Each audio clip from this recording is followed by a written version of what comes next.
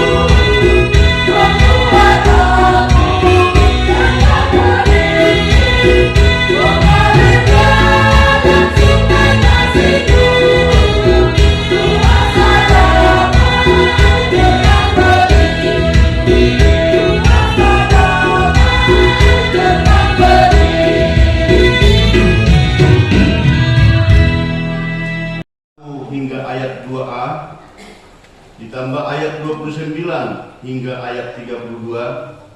Mari Bapak Ibu bacakan dalam hati. Kami akan membacakan dari depan. Sisa Israel. Maka aku bertanya, adakah Allah mungkin telah menolak umatnya? Sekali-kali tidak, karena aku sendiri pun orang Israel, dari keturunan Abraham, dari suku Benjamin. Allah tidak menolak umatnya yang dipilihnya, sebab Allah tidak menyesali kasih karunia dan panggilannya.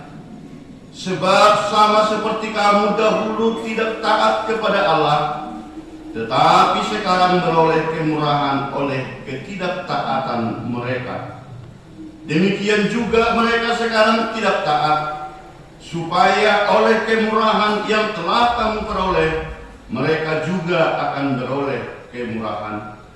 Sebab Allah telah mengurung semua orang dalam ketidaktaatan, supaya Ia dapat menunjukkan kemurahannya atas mereka semua. Demikian firman Tuhan.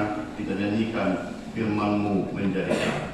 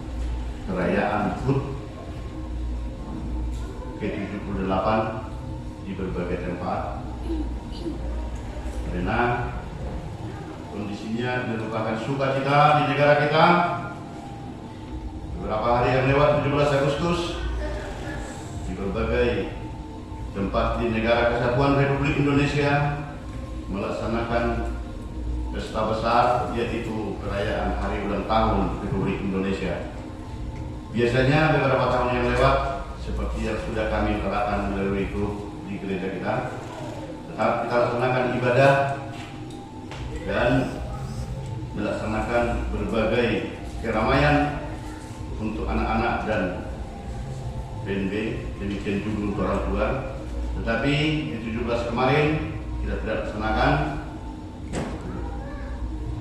Kami yakin semua kita sangat merindukan dan merayakan di rumah kita masing-masing.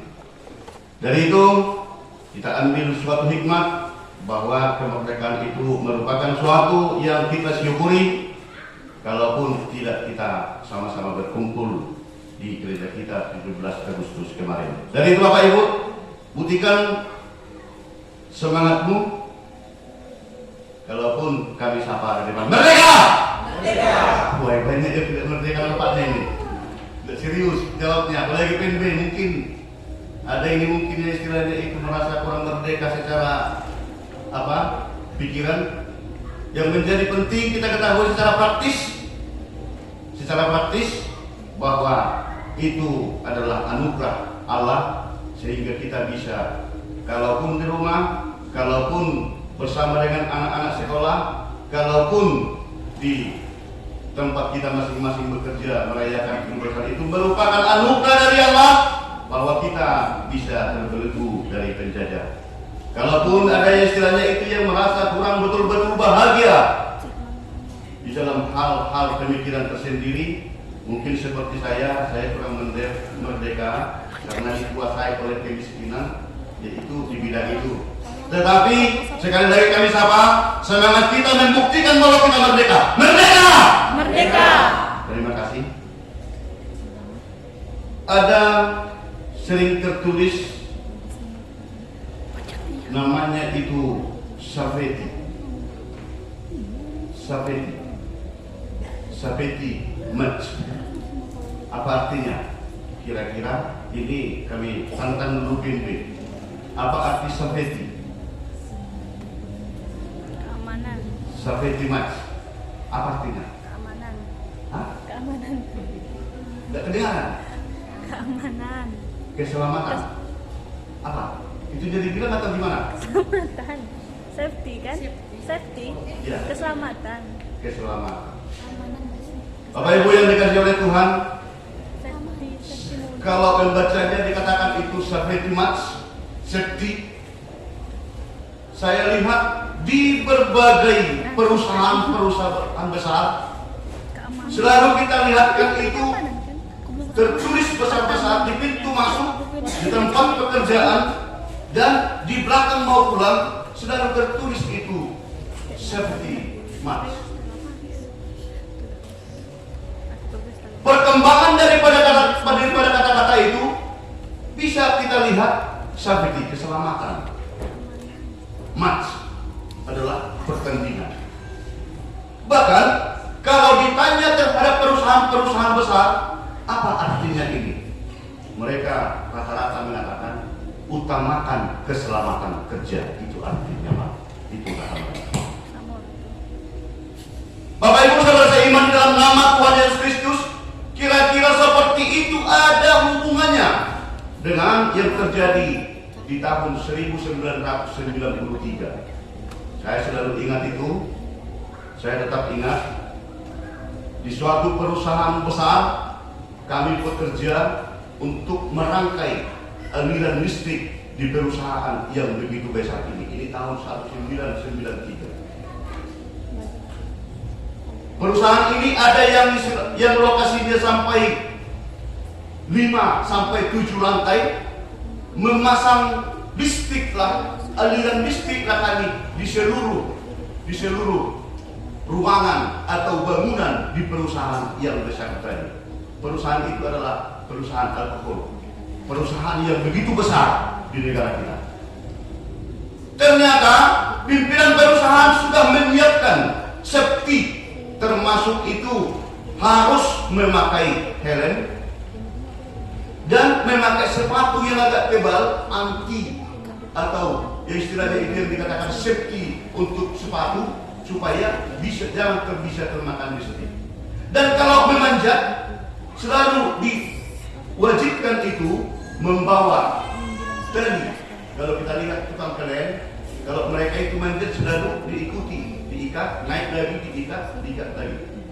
Suatu ketika Bapak Ibu, pekerjaan kami ini adalah memperbaiki tower yang ada di perusahaan itu, sehingga kami berangkat dari camp. Biasanya 7:30 sudah standby di lokasi setelah selesai meeting. Karena saya di saat itu fungsi saya adalah seorang helper ataupun bisa dikatakan connect.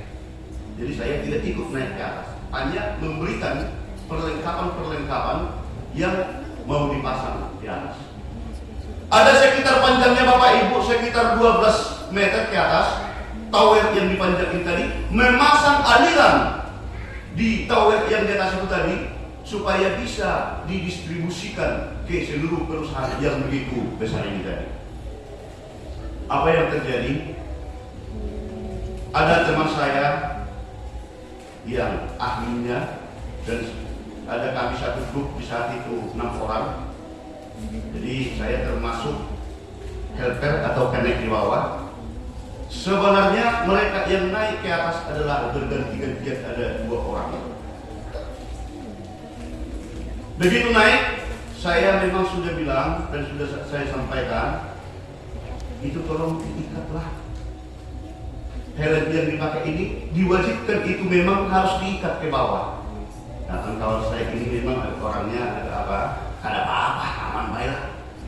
Nah, terus yang kedua, dibawa kok memang ikatannya ini, dibawa kok ikatan itu tadi seperti yang dipakai oleh kalian. Kalau bekerja dia harus menyambung rangkaian daripada aliran listrik itu tadi, supaya disambungkan ke tower yang sudah berdiri tadi. Dibawa ke atas, tapi tidak dipakai. Dan yang kedua, helm yang dipakai ini pun tidak diikatkan, cuma dipakai seperti ini. Apa yang terjadi? Bapak Ibu, tanpa disadari, tanpa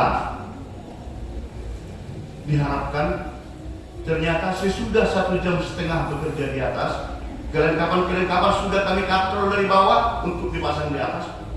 Serombongan burung laut terbang karena proyek ini tidak jauh dari lautan bebas. Terbang serombongan burung dan ada yang sampai kena ke kepalanya karena ini sudah tergolong tinggi, 12 meter di atas. 12 meter. Mungkin beliau ini, teman saya ini tersentak karena tous gitu langsung kena ke helmnya karena tidak diikat, sehingga pertama helm terjatuh dan dia pun rada betul-betul hilang kontrol, dan dia pun pas duduk mengikat itu tadi, mengelas di atas itu tadi, sambungan listrik itu tadi terjatuh ke bawah, dan di bawah pun banyak besi-besi. Apa yang terjadi Bapak Ibu? Di saat itu kami betul-betul sangat galau, sangat stres melihat karena tangan daripada teman ini patah memata dan kakinya pun patah, serta sesudah sampai di rumah sakit dilaksanakan ronsen, dia bisa dikatakan geger otak. Dari situasi yang terjadi, kisah yang terjadi tahun 1993, kami pun ada menjadi bentuk permasalahan. Bentuk permasalahan karena sebahagian menyalahkan kami. Kenapa tidak kamu bilang supaya safety-nya tetap dipakai? Kenapa tidak kamu bilang dari bawah supaya helmnya diikat?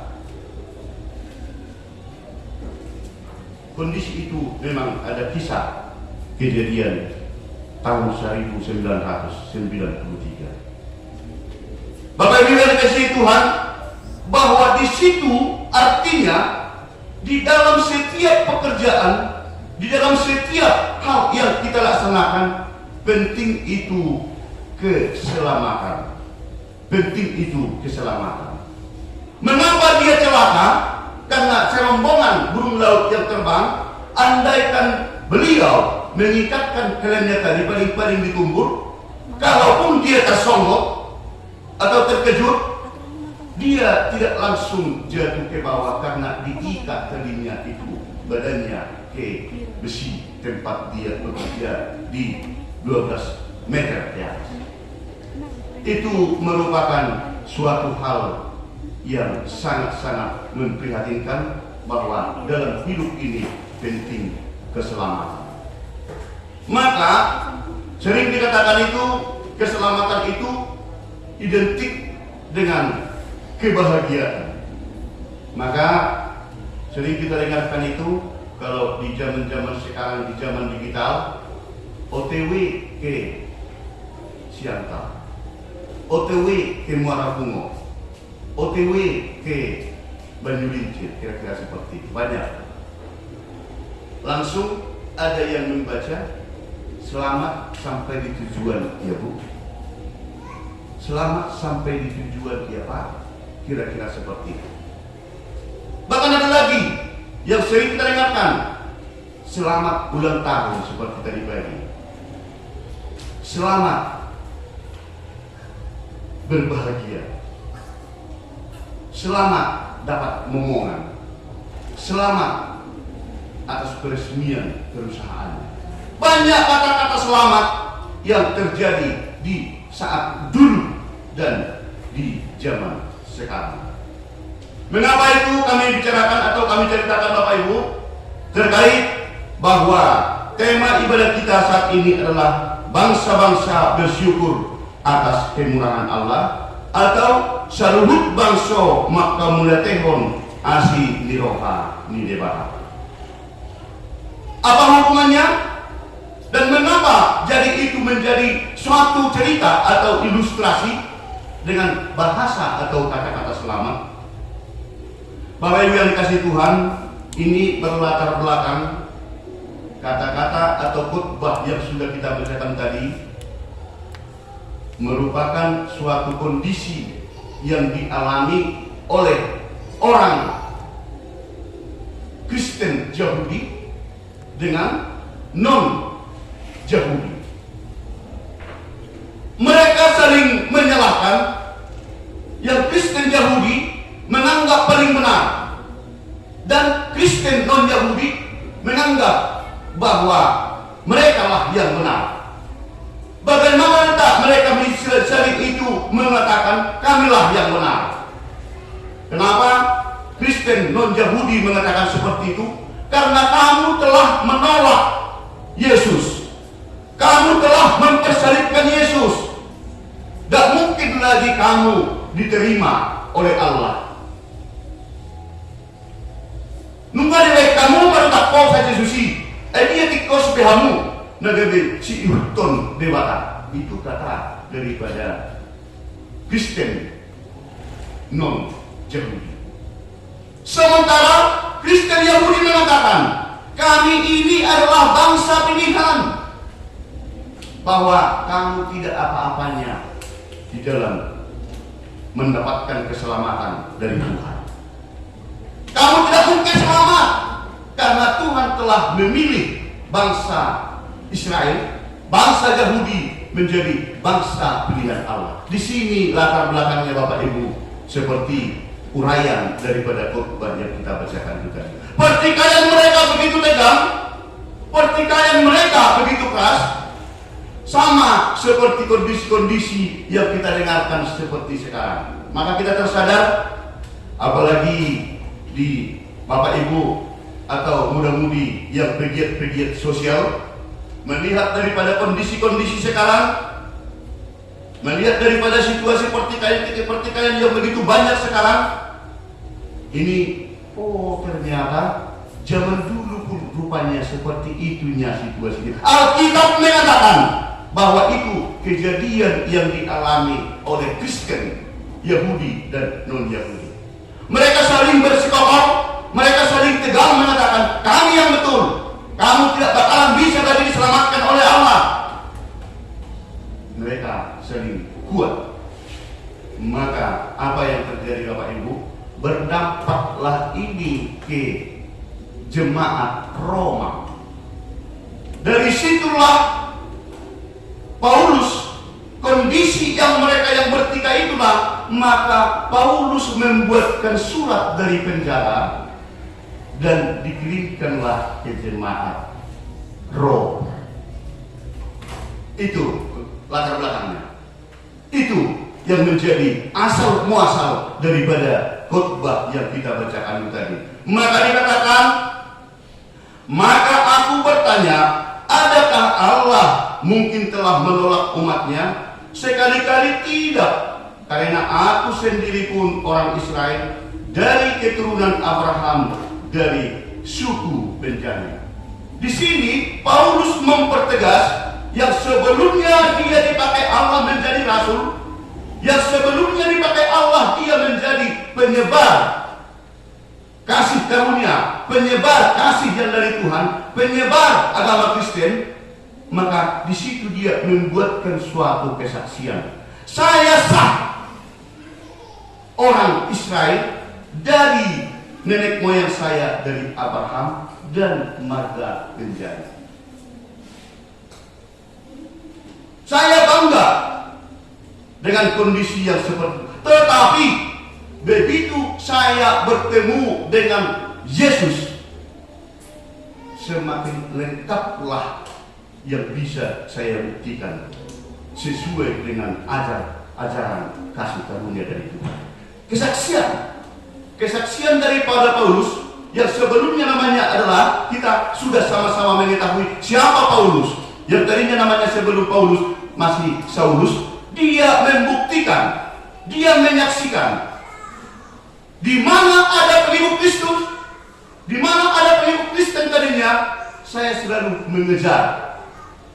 Saya selalu bahkan melaksanakan hal-hal yang tidak sesuai dengan norma-norma kehidupan. Dengan jiwa yang begitu keras, dia begitu anti awalnya di saat dia masih bernama Saulus, tetapi begitu datang kasih karunia Allah, dia bisa ditangkap dan bukan ditolak,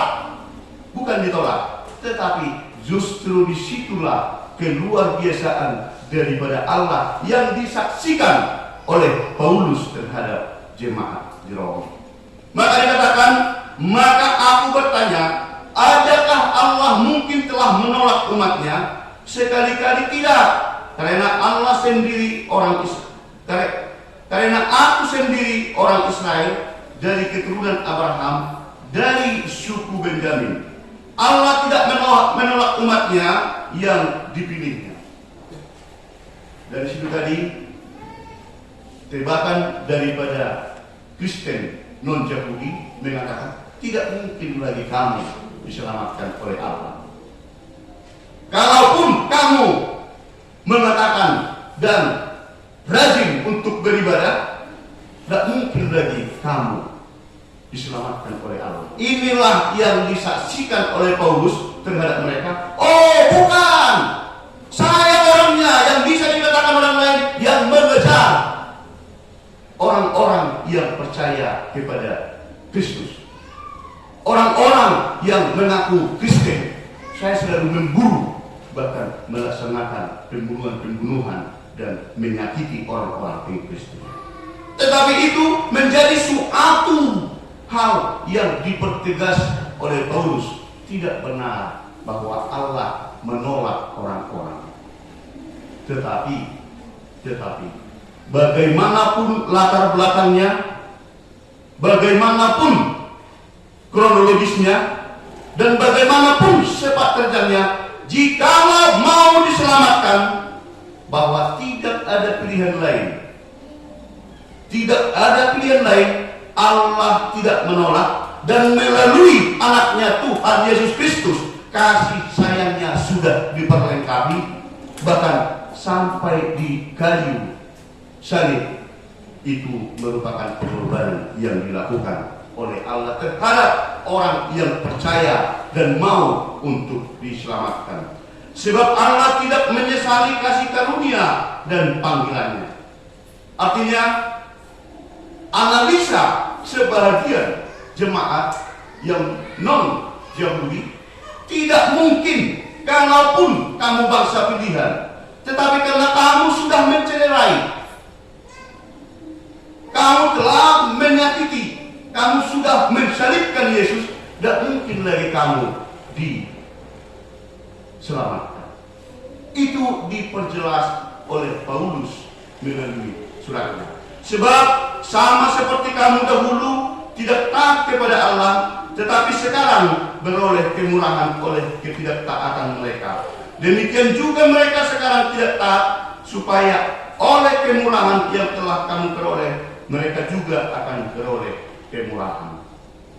Supaya jangan lagi debat, jangan lagi begitu keras untuk mengatakan tidak mungkin yang sana diselamatkan, kami yang harus diselamatkan. Tetapi semuanya Allah tidak pernah menyesali kasih karunia yang telah diberikan terhadap siapapun yang dipilih. Bapak Ibu yang dikasihi oleh Tuhan, seturut dengan yang sudah kita terangkan tadi, ada beberapa hal yang menjadi pegangan kita untuk meneguhkan iman percaya kita kepada Tuhan. Yang pertama sekali, semua yang terjadi adalah atas kemurahan Tuhan, bukan karena kehebatan kita. Semua yang terjadi adalah atas kemurahan Tuhan, bukan karena kehebatan kita. Artinya, dengan perkembangan zaman, dengan situasi pemikiran manusia yang semakin cepat, dengan cara pandang yang semakin berbeda dengan cara yang dulu, di sini melalui khotbah kita dipertegas, semua yang terjadi adalah atas kemurahan Tuhan. Artinya, maaf Bapak Ibu, saya agak geli melihat ada panglima di sana, ada panglima di sini, ada panglima dari sana dengan suku yang lain. Ribut di sana, selalu mau ngajak tanding melalui medsos, bahwa semua mengakui kami paling hebat, kami paling hebat. Dan ini melalui media sosial luar biasa. Begitu juga di tempat kelahiran kita di Sumatera Utara sana, begitu banyak yang saling berkomplain, begitu banyak yang merasa tegang. Ada di sana membuat kalian seperti ini, sudah langsung mau ada jotos dan ribut melalui media sosial seperti sekarang. Kembali firman Tuhan mengajari kita bahwa semua yang terjadi itu adalah merupakan kemurahan dari Tuhan, bukan karena kehebatan kita. Kalaupun kita bisa diberikan kesempatan untuk mengikuti perkembangan zaman, untuk mengikuti daripada zaman digital, atau mengikuti ekonomi yang semakin mapan dan semakin bagus, dan bisa kita mengarah menjadi orang yang kaya, bahwa mari kita kembali ke ajaran Kristen yang benar. Kita percayakan bahwa itu adalah semuanya atas kemurahan Tuhan, agar Tuhan semakin memberkati, bukan karena kehebatan kita maka kita bisa seperti itu. Yang pertama Bapak Ibu. Dan yang kedua, Allah tidak mau menolak seluruh orang yang percaya kepadanya dan yang mau diselamatkan. Yang mau diselamatkan. Bagaimana kita supaya berpengharapan? Bagaimana kita bisa supaya bisa yakini? Dan bagaimana bisa kita menjadi pewaris keselamatan yang akan diberikan Tuhan kepada kita? Tidak terlalu sulit Bapak Ibu. Kalau sudah terlanjur ada kehilapan, tindakan-tindakan perlakuan kita di saat-saat yang lewat, maka saat ini kita diajak, mari kita tinggalkan perbuatan-perbuatan yang tidak sesuai dengan kebenaran, dan kita yakinlah bahwa benar-benar Allah tetap memberikan kasih karunia kepada kita, dan kita tidak pernah ditolak. Maka dikatakan bangsa-bangsa bersyukur atas kemurahan Allah. Jadi kalau pikiran kita, oh iya juga ya, tidak mungkin diselamatkan mereka. Contoh, andaikan saya orang Yahudi, tadinya saya ikut menolak Yesus, dan saya ikut menyelipkan Yesus, bahkan mungkin saya ikut membuatkan lelucon-lelucon. Kalau pikiran saya berkata, tidak mungkinlah saya juga diselamatkan. Itu mungkin pikiran saya. Tetapi khotbah ini mengatakan bahwa Allah tetap merangkul, Allah tetap memegang, dan Allah tetap menyelamatkan orang yang percaya kepada Allah melalui anaknya Tuhan Yesus Kristus yang sudah dikorbankan untuk menyelamatkan kita dan melaksanakan perintah yang sudah diajarkan kepada kita. Yang ketiga, mari melalui khotbah ini kita diajak dan kita dipertegas, karena segala sesuatunya itu adalah kemurahan Tuhan, semuanya itu adalah anugerah dari Tuhan, dan Allah tidak membiarkan kita bagaimanapun kemelut dan pergumulan kita. Tuhan akan tetap menyelamatkan kita asal kita setia, loyal untuk mengikuti perintah dan yang sudah Tuhan kehendaki. Maka tetaplah kita ingat bersyukur, bersyukur, bersyukur. Itu yang sangat tegas. Seperti halnya yang keempat yang dikatakan di Yesaya 30 ayat 15, sebab beginilah firman Tuhan Allah yang Maha Kudus, Allah Israel, dengan bertobat dan tinggal diam, kamu akan diselamatkan dalam tinggal tenang, dengan percaya terletak kekuatanmu, tetapi kamu enggan. Bapak Ibu yang dikasihi oleh Tuhan, hal ini sangat menyentuh kepada kita. Kalau kita sudah meninggalkan tingkah cara hidup yang tidak sesuai dengan kehendak Allah, dan kita sudah berserah kepada Tuhan Yesus yang kita percayai, bahwa kita tetap setia mengikuti apa yang dikehendaki oleh Tuhan, apakah hidup kita tetap sehat-sehat? Apakah hidup kita selalu sukses? Apakah hidup kita akan kaya raya? Apakah hidup kita tidak ada problem atau tidak ada gangguan? Allah tidak pernah berkata langit sudah begini, tetapi Allah mengatakan akan memberikan kekuatan kepada siapa yang mau diselamatkan dan yang percaya kepada Tuhan Yesus. Tuhan Yesus semakin memberkati. Kita nyanyikan firman-Mu berkata.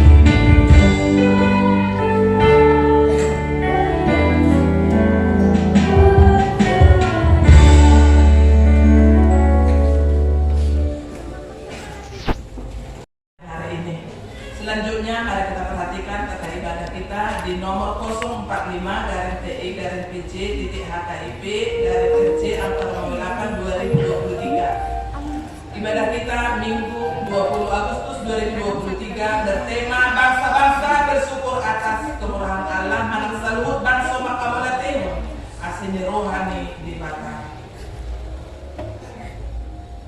Selanjutnya, mari kita perhatikan di jadwal ibadah kategorian dan latihan kor, vokal di gereja dan evangelisasi Manak Pertaniangan sudah tercantum di situ sesuai dengan yang kita jalankan sampai saat ini. Statistik kehadiran jemaat juga pada ibadah minggu lalu sama anak sekolah minggu sudah tertera di situ. Titik mana pengumuman yang pertama, ibadah minggu dengan mengucap syukur kepada Tuhan dihimbau kepada semua agar semakin rajin beribadah di gereja serta mengikuti ibadah. Masuk pukul 10.30 WIB dilayani pimpinan dan unsur pimpinan majelis jemaat HKI Penerangan. Sarana dan prasarana pelayanan HKI Penerangan. Pimpinan majelis jemaat HKI Penerangan menyampaikan terima kasih banyak kepada seluruh jemaat dan simpatisan yang tetap setia beribadah di gereja ini, yang dapat berbagi kasih menyampaikan persembahan bulanan dan ucapan syukur kepada Tuhan melalui HKI Penerangan.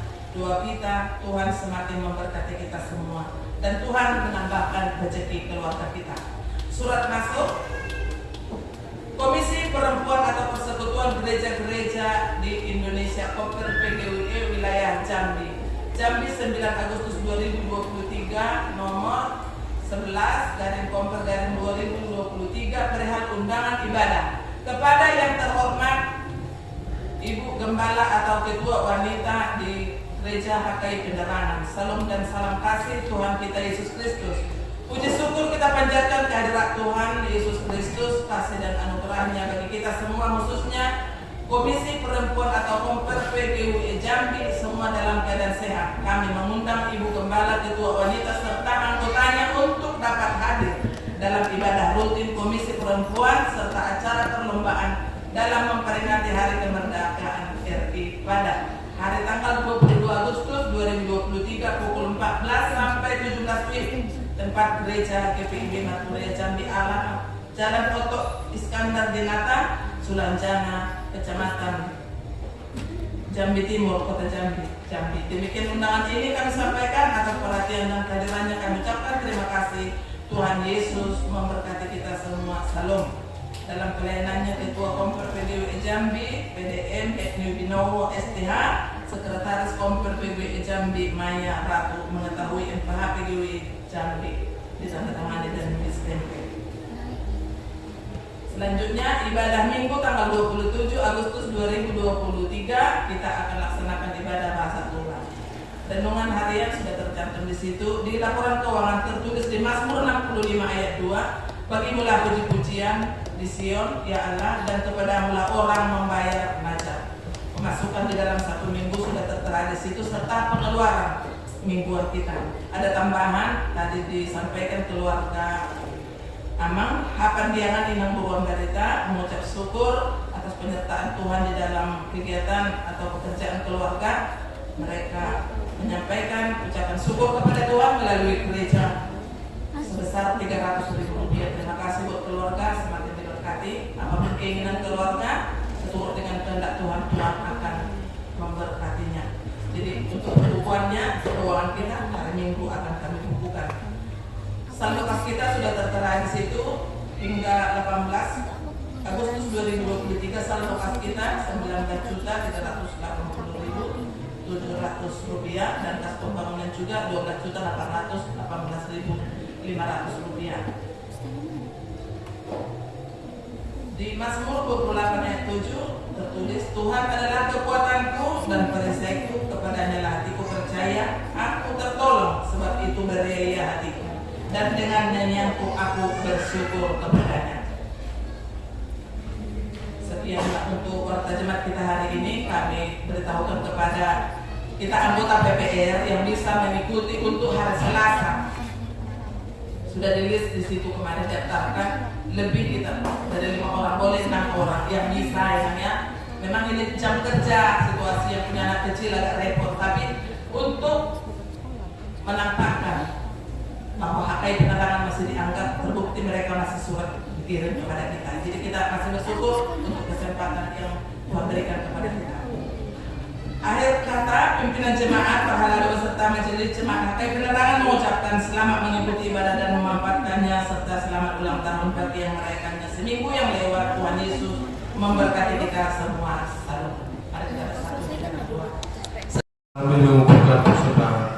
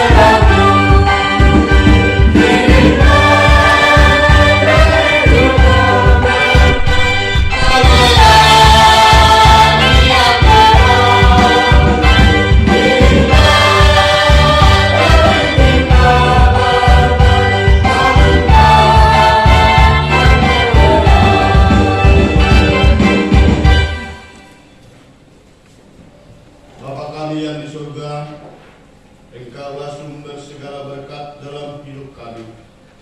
Terima kasih atas segala berkat dan karunia yang Tuhan berikan kepada kami. Kami mempersembahkan hidup kami dan berkat yang kami terima kepadamu.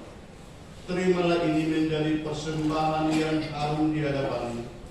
Berkatilah persembahan ini dan ajarlah kami mempergunakannya, menyatakan kerajaan-Mu di tengah-tengah gereja-Mu dan untuk dunia ini.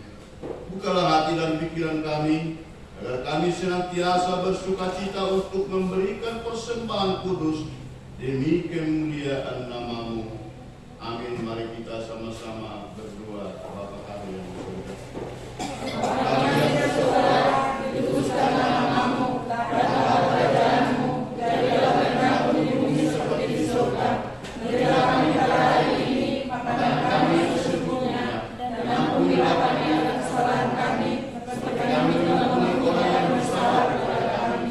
Dan janganlah membawa kami ke dalam percobaan, tetapi lepaskanlah kami dari yang jahat. Karena Engkau yang punya kerajaan dan kuasa dan kemuliaan sampai selama-lamanya. Amin.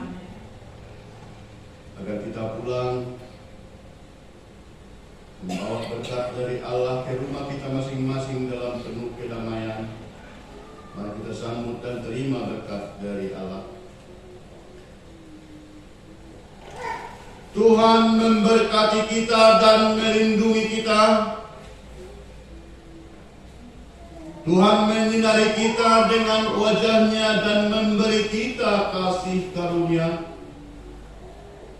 Tuhan menghadapkan wajah-Nya kepada kita dan memberi kita damai sejahtera. Amin.